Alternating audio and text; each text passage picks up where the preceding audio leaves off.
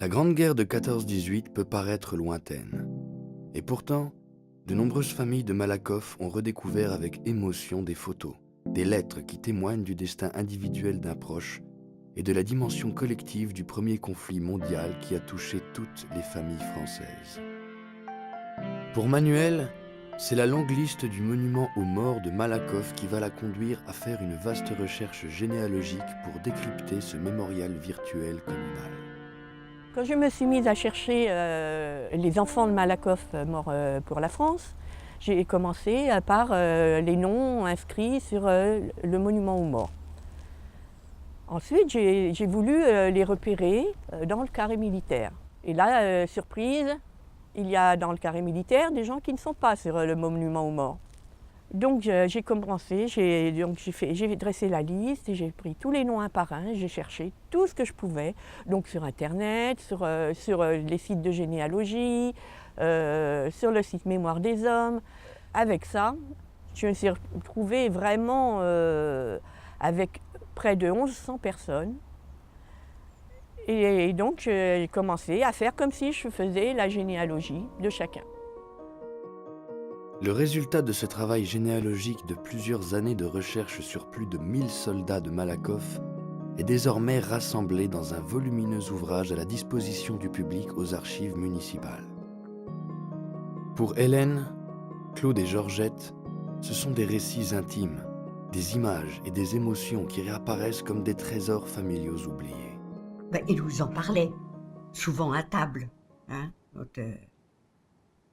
Et il nous racontait aussi que, je crois que c'est ça qui l'avait beaucoup marqué, il y avait un soldat qui était blessé, mais entre les tranchées françaises et allemandes, et il appelait sa mère.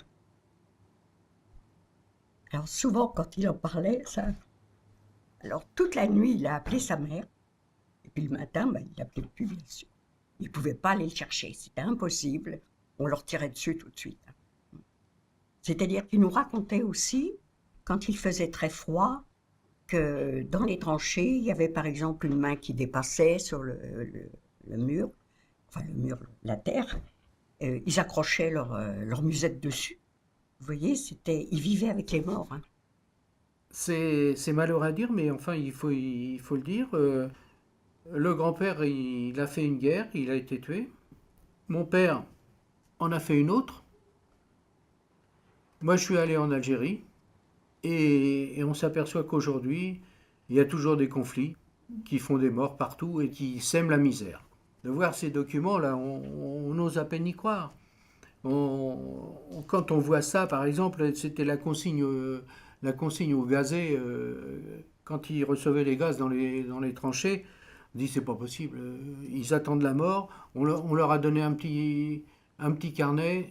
Voilà ce qu'il faut faire pour ne pas mourir si on vous gaze. C'est de l'histoire, on est là pour le rappeler. Et moi je trouve qu'il faut que les jeunes, malgré tout, ils y pensent de temps en temps. Loin des combats, la vie à l'arrière fut difficile pour la population. Les femmes durent participer à l'effort de guerre et remplacer les hommes partis au front. Ma mère travaillait, ma mère était plumassière, comme on les voit derrière moi là sur le buffet. Elle travaillait les plumes d'autruche. Elle faisait les boas, vous savez, que les femmes se mettaient autour du cou, les chapeaux et tout ça. Et elle, à la déclaration de guerre, la maison a fermé. Alors, maman a cherché du travail, évidemment, et elle est rentrée dans une usine d'armement, la maison haute. Après la mort de grand-mère, maman et mon père ont classé tout ça, on regroupait tout ça, et c'est seulement nous, au décès des parents, qui avons cherché à comprendre et puis à voir ce qu'il y avait, quoi, et à découvrir des choses auxquelles on ne pensait pas. Il y a cette lettre qui a été adressée à grand-mère, c'était en octobre 1916. Hein. C'est la lettre de Gaëtan. C'était un copain de tranchée à grand-père. Grand-père est mort en mai, et lui, il écrit ça au mois d'octobre à grand-mère. Je ne vous cache rien, je vous écris sous le bombardement qui existe depuis 3 jours. Nous sommes dans la misère. Il tombe de l'eau continuellement. Ah mon Dieu, quelle tristesse.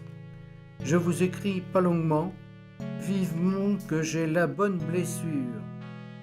Mais j'ai peur de la mort. Quand donc la fin? Je ne sais pas si ma lettre vous parviendra. Nous sommes 2 jours sans manger, pas de ravitaillement. Ah, la faim vivement. Voilà l'existence.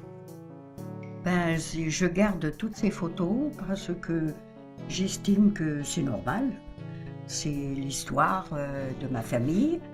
Et puis, j'espère que mes enfants et petits-enfants, et peut-être arrière-petits-enfants, les garderont encore.